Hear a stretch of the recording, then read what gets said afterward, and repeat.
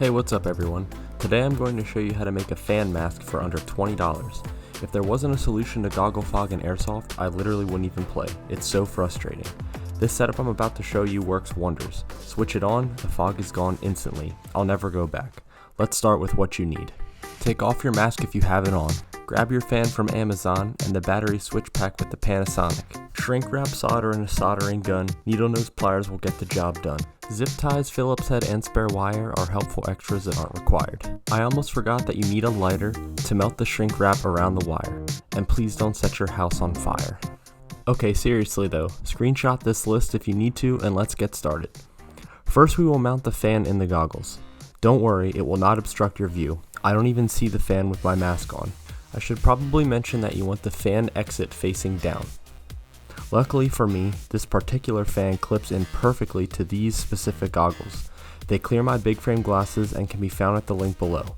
However, if you don't have these, you can use super glue or a small screw like this to hold the fan in place. The next step is mounting the battery switch pack. You can mount it wherever you want. I chose to mount it on the front of my mask. Only downside can be aiming down certain sights on your non-dominant side. The battery box may hit the stock. However, I'm a lefty and don't shoot right-handed enough for it to be an issue. Grab your zip ties and a Phillips head screwdriver for this next step. If you have a mesh mask, you may need to widen the mesh holes to route the zip tie through. Hold your switch box where you want to mount it and use a Phillips head to widen a hole on each side of it. Then take your zip tie and fasten down the battery box. If you ever need to change the batteries, it will slide right out. Finish mounting and we can move on. Pay attention for this next step. If you haven't used a soldering iron before, I'll teach you. First, you want your switch box and fan wiring to be the proper length. Make sure the ends have enough slack to reach each other, plus extra. If you cut the wiring, don't cut it too short. Next, you want to strip the insulation off the wires. Wire strippers work great, but not everyone has them, so I'm using the inside edge of needle nose pliers.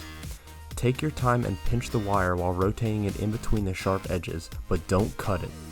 Once you have the ends of all 4 wires exposed, it's time to solder. Plug in or fire up your soldering gun. While it warms up, cut your shrink tubing. This will cover your exposed wires when you're all done. Make sure you put it on now. I always forget and then it's too late. If you forget or don't have shrink wrap, you can use electrical tape. Anyway, slide the shrink wrap away from the exposed ends. Now you want to twist your bare wire ends together. Black to black, red to red. Be sure to twist them tight. You can twist them separately if you'd like, but I do them both now so I can get them both with the soldering gun in one pass. Once your soldering gun is hot, get your solder ready. You want to heat the wire with the tip of the soldering gun, then melt the solder into the wire. Having steady hands helps. It won't take long to melt the solder when you are dealing with wire this small. Once the solder melts over the exposed wire, pull away and you're done. Make sure the wires have some time to cool down. Then slide your shrink wrap over the exposed section. Use a lighter to shrink it in place. Like I said before, you can also use electrical tape. But hey, that's it. Your fan mask is complete and it barely broke the bank.